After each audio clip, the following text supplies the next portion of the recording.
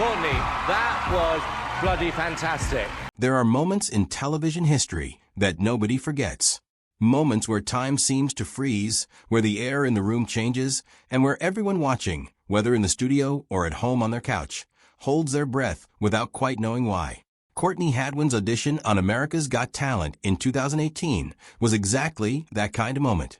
A 13-year-old girl from a tiny mining village in the northeast of England walked out onto one of the most watched stages in the world, looking like she'd rather be anywhere else.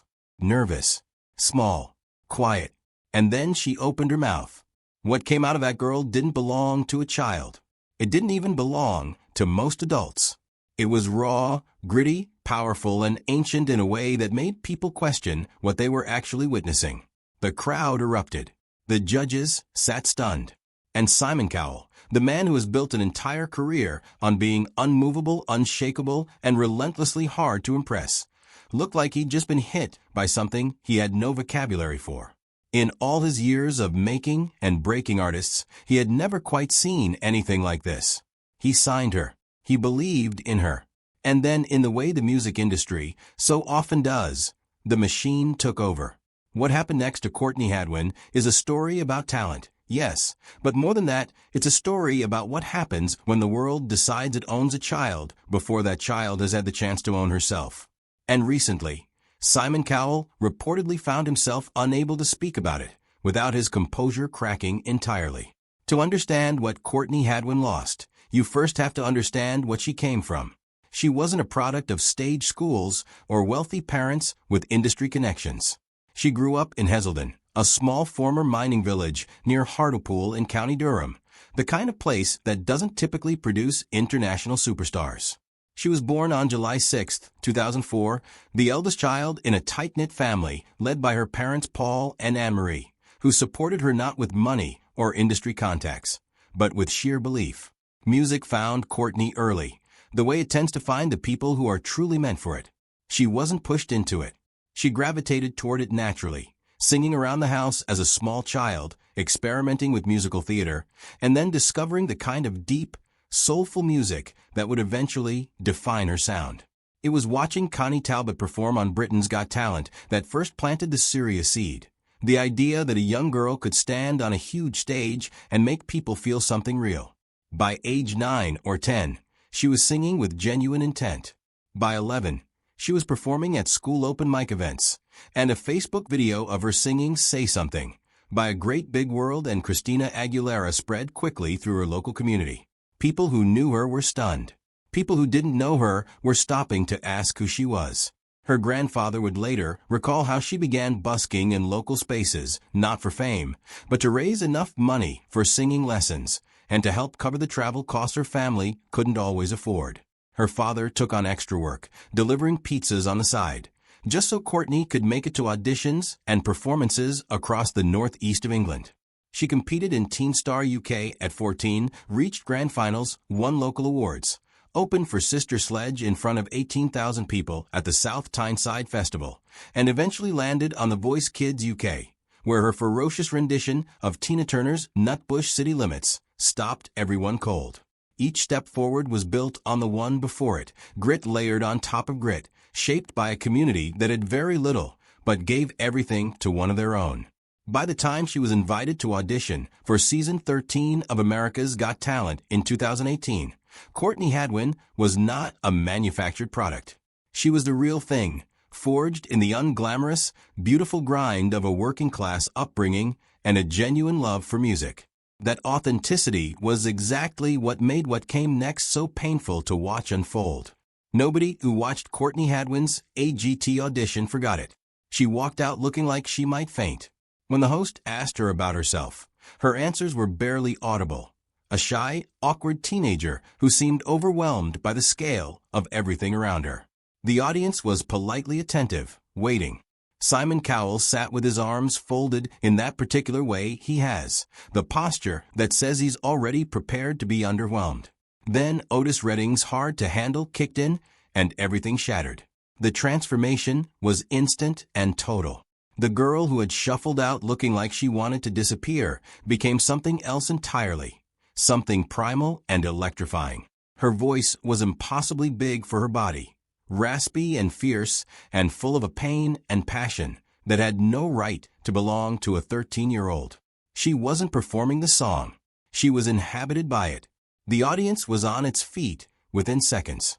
Howie Mandel reached for the golden buzzer without hesitation, sending golden confetti raining down while the crowd lost its mind.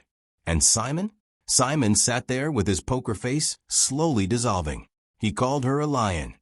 He said she walked out as one thing and became something completely different. It wasn't his typical measured praise. It was the involuntary response of someone genuinely blindsided. Within hours, the audition video was online. Within days, it had been viewed tens of millions of times. Within weeks, it had crossed 310 million views. The world had a new name to know, Courtney Hadwin. She advanced through the competition, delivering performance after performance that left audiences breathless. She didn't win the season, she placed 6th, but in many ways, the competition almost didn't matter anymore. She had already become something larger than any single TV show could contain. And Simon Cowell, watching from the judging panel and from behind the scenes, had already made up his mind. He wanted to sign her. He believed he was looking at the future. By December 2018, the deal was done.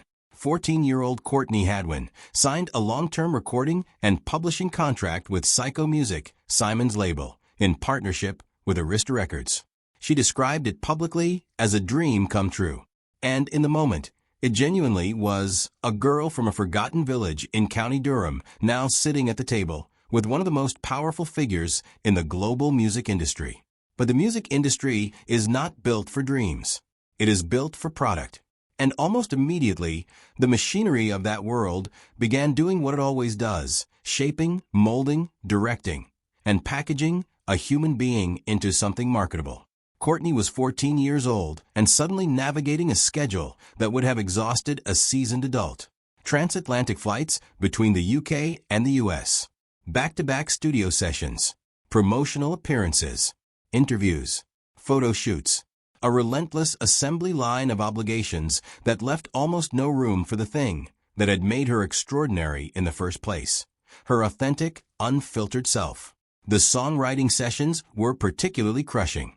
She was placed in rooms with professional producers and writing teams who came in with predetermined sounds, predetermined themes, and predetermined ideas about who Courtney Hadwin should be.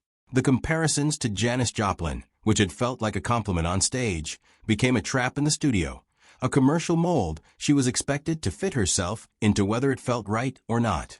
She later described feeling that people around her were constantly telling her what she should sound like, who she should be, what kind of artist she was supposed to become. Her own voice, not the singing voice, but the artistic one, was steadily crowded out. The mental toll was significant. She spoke candidly in later years about the exhaustion of it all. The isolation of being permanently in transit, surrounded by executives and industry professionals, but cut off from the friends, family, and familiar rhythms that had always grounded her. She described feeling like a character being directed rather than a person being supported. She was a teenager, still learning who she was outside of music, and she was being asked to deliver chart-ready material inside a machine that had no real interest in her growth as a human being. Slowly, the joy began to drain away. And when joy drains away from someone whose gift was always rooted in emotional honesty, the gift itself starts to suffer. The world noticed the absence before anyone explained it. Courtney's social media posts became less frequent. Her presence in mainstream media shrank. The viral phenomenon who had captured the globe's attention seemed to be quietly disappearing, and fans who had followed her journey from that first audition were left confused, worried, and hungry for answers that weren't coming. What was actually happening was simpler and sadder than most of the speculation. Courtney was retreating, not out of failure or scandal, but out of a fundamental need to reclaim herself. The girl who had walked onto that AGT stage with nothing but raw talent and an overwhelming love for music had spent years having that love squeezed and redirected and repackaged by people who saw her primarily as a commercial opportunity. She needed to stop. She needed to breathe. She needed to go home. And Simon Cowell, for his part, moved on. That is the honest reality of how the music industry works at its most senior levels.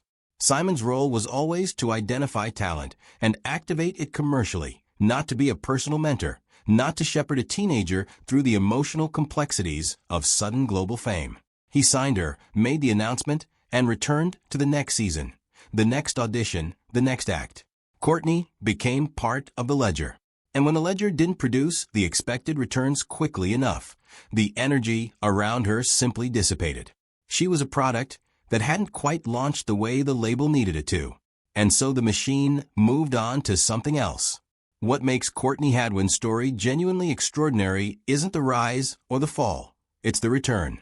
Because she came back, not chasing what she'd lost, but building something entirely new on her own terms. Working independently and then in collaboration with Grammy-winning producer Kevin Bowe, a man with a track record of working with artists like Etta James and Joe Cocker, legends who understood soul music at its deepest. Courtney began writing and recording music that felt honest again. Songs like Monsters, You Only Love Me When I Lie, Breakable, and That Girl Don't Live Here emerged from that process. These weren't polished pop-soul crossover tracks designed to fit radio formats. They were confessional, raw, and emotionally unguarded in a way that the label sessions had never allowed her to be. Her project Little Miss Jagged, with a release date set for September 2025, has been widely described by those who've heard it as her boldest, most personal work yet, the sound of someone who has fought through the noise and arrived somewhere true. A stripped-down Michael's performance of You Only Love Me When I Lie circulated online and left viewers speechless. Critics wrote that she sounded like thunder, that the intensity was unlike anything she had delivered even in her most celebrated TV performances, because this time it was entirely hers. At 20 years old, Courtney has spoken openly about the burnout, the loss of control, and the deep disorientation of being told who to be before she had figured out who she was. She has spoken about reclaiming her voice not just artistically but personally, about therapy, boundaries, self-care, and what it means to create from a place of genuine freedom rather than industry obligation. She performs now with a presence that is grounded rather than desperate. She connects rather than performs. The difference is everything. And then there is the question of Simon Cowell. Recently, clips and retrospectives have circulated online suggesting that Simon has, in some form, acknowledged the weight of what happened to Courtney. Reports describe him pausing in conversation, something deeply uncharacteristic of the man who built his entire public persona on unflappable certainty, and quietly admitting that the industry expected too much, too soon from a child who was not yet ready for what was being placed on her shoulders. That perhaps, in the enthusiasm of recognizing something exceptional, the people around her, himself included, failed to protect the person behind the talent. Whether every detail of those reported moments can be fully verified through mainstream sources or not, the sentiment lands as profoundly true. Because the story of Courtney Hadwin is, ultimately, the story of what the entertainment industry does to children when it mistakes their gift for a product. Simon Cowell is not a villain in this story. He is something more complicated. A man of genuine talent and genuine power who operated the way the industry always operates, and who may now be sitting with the quiet understanding that operating that way cost a remarkable young woman years of joy and peace that she will never get back. The image of Simon Cowell, unshakable Simon, the man who never cries, the man who built empires on his own certainty, breaking down over what happened to a girl from Heselden, says something profound. It says that even the most offended people, eventually, have to reckon with the human cost of the machines they run. Courtney Hadwin is back now. She is home in County Durham, writing in quiet moments, recording with people who believe in the artist rather than the product, and building something that belongs entirely to her. She has over 1 million followers across social media who show up not for spectacle, but for honesty. She hosts Q&A sessions, talks openly about mental health, shares the messy and real parts of the creative process, and refuses to pretend that the journey was anything other than what it was. She was a 13-year-old lion who roared loud enough to shake the world. Then the world tried to put her in a cage, and she walked out the other side. That is the story of Courtney Hadwin, not a cautionary tale, but something far more powerful. A story of resilience, of a voice that refused, in the end, to be silenced, and of a young woman who chose herself when the entire industry had told her she was only worth what she could deliver for someone else. Like, subscribe, and follow for more.